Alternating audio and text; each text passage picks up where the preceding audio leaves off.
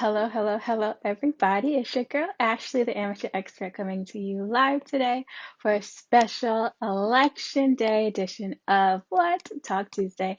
Super excited to have my ween sister and just a warm spirit, Kandann, on with us today. She's going to talk to us about her career path. We'll talk about um, the tips and motivators that she used along the way, as well as all things election, but election. So she's joining us now, and we will get started soon. Hey, hey.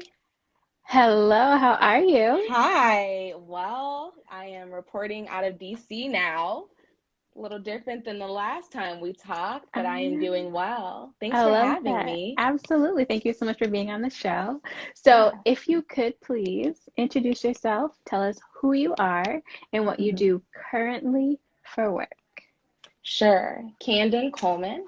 I am coming out of DC now. I am from Ohio, born and raised in Toledo. I am in DC to help open the political office, the national office for the Collective PAC. That is my current employer.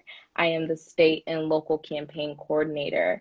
So a little bit of, political work. It's really good stuff, and that's what I'm doing currently. I love Yeah. that. So, my love, tell me this. When you were a little girl, what did you want to be when you grew up? And what Mm. was the motivating factor behind that, you think? When I was a little girl, I wanted to be a ballerina because I thought there was nothing more magical and pretty than dancing around all day in a tutu. Love Of it. course, I got a little more realistic, right? And believe it or not, I went from wanting to be a ballerina to a neurocardiothoracic surgeon. Because that's quite the pivot. Mm-hmm. Mm-hmm. So my scale jumped, I mean, insanely. hmm Yeah. And so, what was the motivating factor behind that? Like, why did what you explained, definitely the ballerina, Mm-hmm. pretty and dancing in a tutu, but the surgeon, what did you think, or I have I have what no drew you to idea. that? I have no idea. One, it sounded good. Of It does course, sound I think amazing. a driving factor for me is always title, always, recognition and kind of what comes with these things and having these positions. But I really, truly don't know. I think it sounded good, and my parents, raised me to believe that I could do anything. And so I felt like if I could learn it, I knew the percentage of Black women in that industry was incredibly low. Yep. So I felt like if I could learn it, I could do it and I could be one of the first, or I could be really influential in that field. I thought a lot about being a doctor, but what I loved was kind of working with the heart, working with the brain, those really integral parts of your body, so Yeah. that it just honestly sounded It's, good. I mean, And it it sounds stuck. amazing. It did. It stuck with me for some time. So I Wow. believed and still believe that I can be a cardiothoracic And you know what? surgeon. I believe that it can happen for you. It can Hmm. happen. So tell me this before we shift gears to talk about the trajectory of your career. What did you think success was when you were younger? What did that look like? What did it feel like? Oh, money, Mm, money. It was money. I thought so much about money, and I think that just comes from being somebody who grew up poor, right? When you grow up struggling, I grew up with a single mom. The only thing I could think about was how do I pay my bills? mhm, Um, I didn't realize that there were more qualifications, more things that kind of go around, for sure. the industry and working and things of that nature. But for the most part, I thought it was just making a lot of money. And Yeah. my dad really instilled that too. And like I said, I have two parents that are very um, labor focused individuals. They've worked in labor their entire life. So Okay. when you have parents that work with their body, they Yep. really encourage you to work with your mind, Yep. where they don't want you to be undervalued. So the Yeah. biggest factor for me was making money, which is probably why being a cardiothoracic surgeon made sense, right? Yep. Because there was also heavy I was amounts of I was money getting ready to attached to connect. I was it. literally about to Yeah, there's connect the those dots. connection for Yep. sure. Okay, Yeah, that was it. so tell us this. So you have transitioned into the political realm. When did Hmm. you shake wanting to be in medicine? And so, like, just sort of what was that career path looking like for you? So in undergrad, for 4 years, I was a pre-med student. So like I No said, I was way. really consistent on that track. Yes, I Wow. Okay. believed, okay? I stuck to my guns. I believed. But for the most part, a little bit of my focus changed. I wanted to be an OBGYN, no longer wanting to do those things. I kind of fell in love with the process of giving birth, things of that nature. But I just honestly realized that I'm a pretty emotional person and I can't Mm, compartmentalize well. So I gotcha. can't, not take my work home with me if it impacts me that much. Yeah. And mortality rates for Black women are through the roof, and they Yes. die 3 times more likely, or they have these complications 3 times more likely than white counterparts. And Yep. just realizing that would be reality every day. And Yep. if I ever wanted to be a mother, I would think about those things all the time, and I would go to work and I would never get away from it. Yep. So for me, when I changed and went into politics, it wasn't so much that I fell out of love with being an OBGYN, but I realized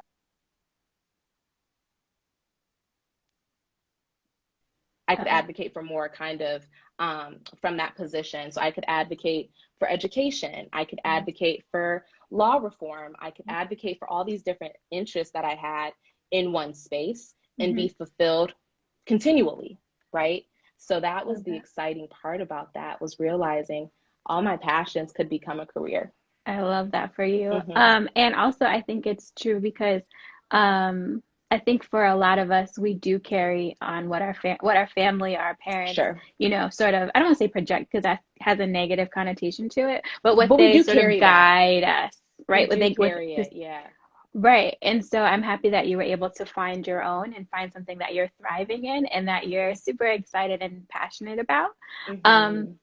so today is a big day. Yes. The best day. Big day, yes. And you like you said when we first started, you just transitioned to DC. So tell us a little bit more about your new role, what you're doing, and then we'll pivot into talking about the election. Sure. So I get to manage 10 states. I'm very excited about that. This is the first kind of opportunity I've ever had to do such work. And I monitor the candidates. I support them kind of in a range of ways, but for the most part, it's just giving them the extra oomph. Black candidates need a little bit more support, right? We are Sure. new to this space for the most part. And unfortunately, so sometimes Black candidates don't have incredibly large campaign teams. They don't get Hmm. funded the same way. So what we do is we kind of come in and be a buffer, which is exciting. And so I am that for people in the Midwest and people on the East Coast. So if you are a Black candidate and we've endorsed you, I am monitoring those campaigns. And so a little bit of what today is, while we're here in DC, our entire political team is here, but we're doing our war room things, tracking those election results as they come in, and just watching, what's the progress? Where are we at now? Engaging that. So that's a little bit of what it's been so far. I've been in this role for about 3 months or so, but I am very excited because of what comes next after this. We'll be able to pivot and do some really cool stuff. Awesome. So tell me quickly, what does success look like for you today? It's happiness. It's happiness today. It is being fulfilled and feeling satisfaction and enjoying my coworkers and the Mhm. team and the work we get to do. I feel successful every day now. I I can't love even that. lie to you. I I really do love that. feel deep amounts of joy because there's just so much that I had no idea. I had no idea this world existed and Mm. that I could specifically say I wanted to serve Black women as candidates and I could get paid for it Right. essentially. And I get to talk to them and pour into them and just be a sister to them. But with the knowledge that I have, they value me and I add something to that team. So success, like I said, it's a feeling and I feel it on a daily basis. But for the most part, success is very much so happiness and fulfillment. It is no longer attached to a dollar sign. It is Mhm. it is very much a feeling and an embodiment for me. That's so special, and I'm happy that you're able to recognize what it is for you and Mm, and that you're also in a state of such happiness, right? Because I feel like mm-hmm. a lot It's of times euphoric. Yes, when you're going through the Hmm. process, you don't really get to sit in it and realize that you are a success. And that's really the point of this show, to show Right, others that at each stage of your career, at each stage of your life, that you meet and you are a success. right. So thank you for sharing that with us so transparently. Um, I want to know, what are some of the tips and motivators that you use along your career, things that keep you going? Yeah, my favorite quote is um, it's by Eleanor Roosevelt, and it's stay consistent in the things that bring you joy and bring you happiness, and be fearless in that pursuit of passion. And so for me, I really realized I aligned very well, and I said, these are the things that bring me joy. These are the things that make me happy, and these are the things that I want in my workplace. And I didn't waver on that, honestly. I mean, truly the ability to say that I work for a black run, black owned company serving black women as a black woman, and I get to make space for them, and I get to kind of push boundaries for them and on behalf of them, and we do this equally. It's really amazing to do this work with the people I do it with. So I think that is a big motivator, is honestly just feeling seen in my work and feeling connected to my work. I serve myself. This is how I work for myself. I work for a company, but I work for myself because I work for Black women and I am a Black woman, right? So I make sure that I am, making that space for myself. So everything feels like it's a reward for me. Mhm. I mean, as much as I pour into other people and I do for other people, it feels very self serving. So I don't ever feel as if I'm put on the back burner, as if I'm second. I don't ever feel drained. Truly, I Mm. feel energized, ready to go. I am strategic. I am prepared. I am engaged, right, in this process. And I am motivating others to do the same. So that's a huge part of it, is just being connected, setting your standards, having boundaries, and not waving on those. But I do want to say, as a caveat, that that's a place of privilege. Not Mm. everybody gets to do that. Your finances don't wait, right? You don't get to just Very take good. and Mm. screen these jobs the way you want to. You Mm. have to just take sometimes what comes to you. So you do have to wait. And a lot of my journey was not necessarily me being at the table eating with other people. It was me sitting in the back and waiting my turn. But when you get to the table, take up space at the table, you Yeah. know? So let's talk about that, because I think that our generation is very much so mmicrowave and very much Mm-hmm. so like instant. I graduated college, or I've had this one opportunity, like now I need to be the CEO. Mm-hmm. Like, so let's Mm-hmm. talk about the humbling experiences that we sort of have to face sometimes, right? Yes. To get to the table. Because I think that there are a lot of people who have the I won't say a lot of people. I do think that there are people who want to be in the rooms and want to shake tables and want to make change. But I think it's Mm-hmm. also important to know that in order to get a seat, like you said, you do have to sit in the back sometimes for a little bit. So Right. what do you say to that? Right. So for me, just a little bit of a, step back. So, right, I'm at the collective now. I was not always at the collective. When I got out of school, I moved back home. I was exhausted. I worked at a spa. I didn't do anything with my degree. I took care of myself because I was a student leader. I was the president of all these orgs, and I was really giving my all to things that could not really return to me. So when I was out of school, it was really a moment for me to just decompress. So I moved home, rebuilt relationships with my family. They did not know who I was anymore. I was not the 17-year-old that left home, right? That's So I good. have to reintroduce myself with new beliefs, new values Mm. to my family. So I needed time. I didn't take a long time, about 8 months or so, but I moved home, stacked some money. And honestly, I woke up one day, and I kid you not, this is really truly how it went. I woke up one day and I said, I don't want to be here anymore. I think now I'm ready to, kind of fly. So within 1 month, I had moved to Cleveland, Ohio. I had figured out a job. I mean, I was just honestly moving by faith at this point. Found a job. It was enough to pay my bills, but I wasn't satisfied. I was working Mm. at a finance firm. So I left that finance firm, found a part time job, which was a pay cut. So it was not fun. Of course, bills were tight, but that job and what I got to do at that, location provided opportunity for me to intern with the Ohio Legislative Black Caucus. And that is the internship that pushed me into the career that I have now. So it honestly is a feeling. Truly, it's a feeling. I'm very in tune with how I am, where I am, what's going on with Kandann. Listen to yourself. Always listen to yourself. And that's just, the intuition that you have. But I mean, I took pay cuts. I moved home. I didn't get to just go straight into my industry.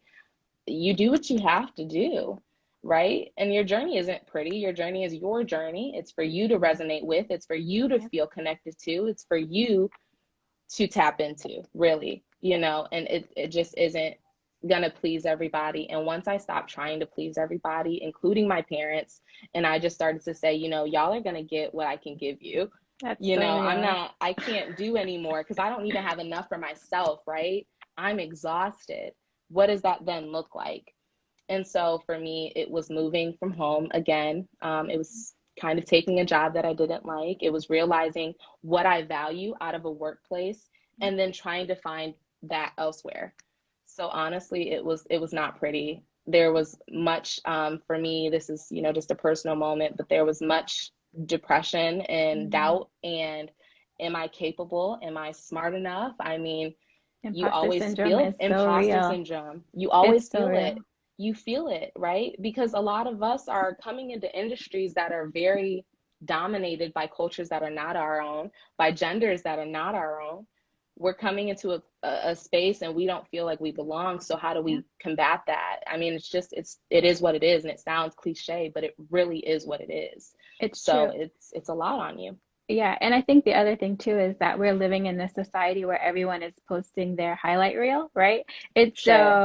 It's just like Mm-hmm. I got this job or the perks of this job or this and that, and it's Mm-hmm. so easy. And I fall victim to this all the time of comparing myself and my journey to others. Oh, And as much always. as I say I'm not going to do it or I'm just gonna, be How focused. do you not? How do It's you not? it's so hard. It's so much. It's so much on you. And I even try to pull back from that, from sharing too much, because I feel bad. I don't want anybody comparing themselves to me. And that's been my whole life. I've always been the A+ student, Mm, right? So when I got to college and I didn't do so well, when I was a med student, not getting A's, I felt doubt, and yeah, those feelings of childhood come back rushing for to you as sure. an adult because you Hmm. never dealt with them, right? You just compressed it. That's it. So it's healing. It's healing when you feel seen in your work and when you feel valid in your work and Yeah.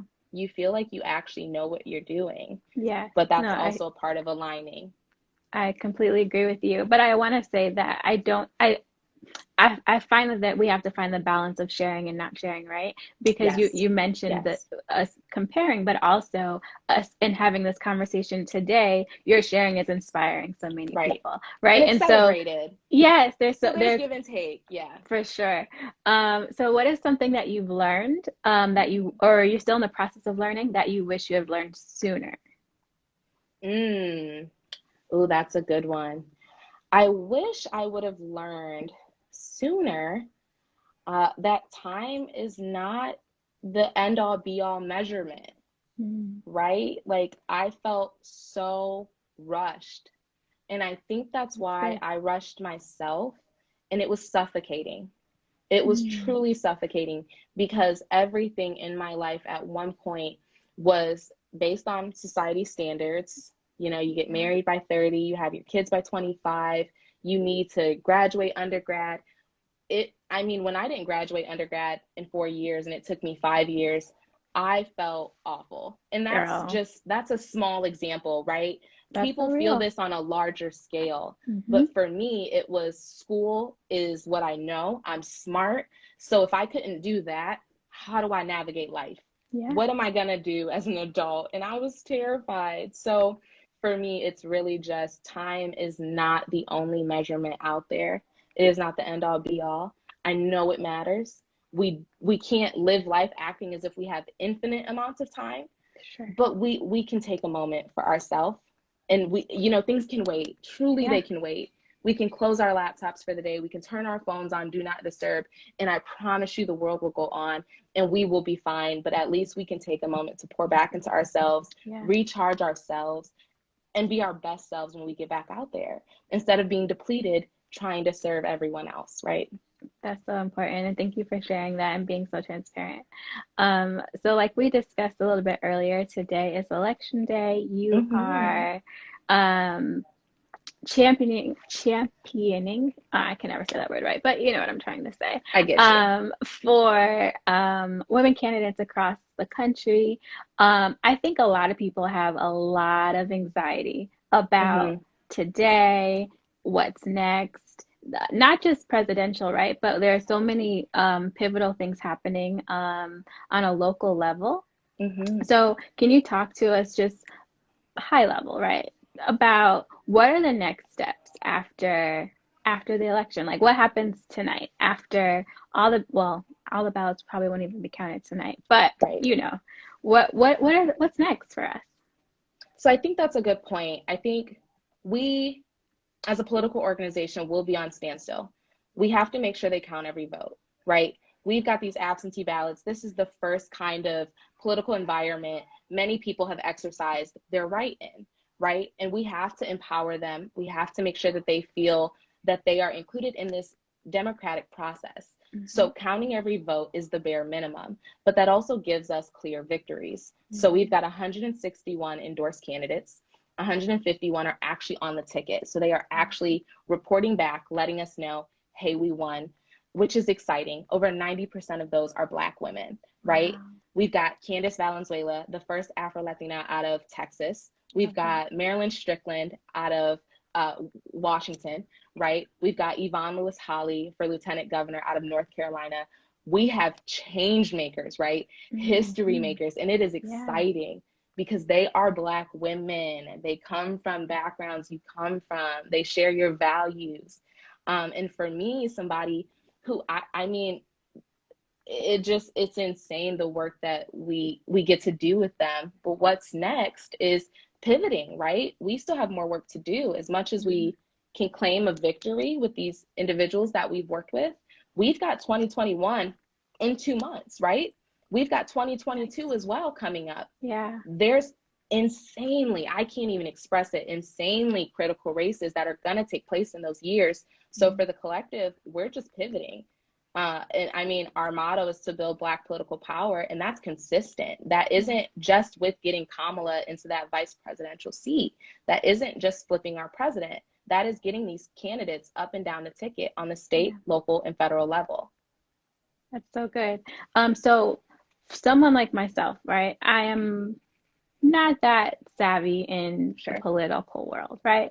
I know what I know, and it's not a lot, not gonna lie, right? And so for this time around, I did have to do research and see who Mm-hmm. would be the best candidate, what do they stand for, things of that nature. But for people who are not as closely connected as to what's going on, like what would you suggest they do to feel or to one to prepare and two to be a part of the change? Yeah, there's a lot of ways. I mean, let democracy meet you where you're at, right? Mm, We don't expect you to come knowing everything about everything. I did not. Even a year ago when I was working for the House of Representatives of Ohio, I mean, I had no idea truly about the legislature, right? But the information is out there. It's not always accessible, so we get that, mm, absolutely. But there's organizations doing the work to try to bridge that gap. You've got Higher Heights, for America. You've got us, the Collective PAC. You've got these organizations trying to bridge the gap between politics and the community to make democracy, accessible, right? To make, I think, candidate information accessible. For us, we put it blatantly on our website, right? You go to mhm. the collectivepac.org, you'll find our 161 candidates. You'll see where they're running out of. You'll see what their positions are. So you can find that information. However, I think there just needs to be more, right? More outreach. And Mm-hmm. you saw that this year, a movement has started. For sure. So just if you are interested in tapping in, reach out to your local chapters of, certain national organizations, the NAACP. If you are in college, you've got college Dems, right? Mm-hmm. You've got these channels around you. You just have to tap into them and utilize them for what they actually, do and how they can serve you instead of you serving it. So if you need That's help great. with things, I mean, your state representatives are very, very local. Their email addresses are online, right? You can email your state rep and ask for help, to ask for resources. You can touch your government, really, but more people need to know that. And they need to know what those contact methods are. So really, it's honestly just what you said. If you don't have the knowledge, you know that, just admit you don't know what you Yep. don't know and ask for help, because there's people out there who want to kind of hold your hand and walk you through this process. We understand it's scary. We understand Black people have been disenfranchised from the system for Totally. very long. And we want to kind of, like I said, be a buffer and bridge that gap. I love that. Well, Kandan, I know that you have lots of, I want to say more important work, but important work to do today. Still So work to do. I am going to let you go. But before I do, I want to say thank you again for taking the Mm-hmm. time out to be on the show.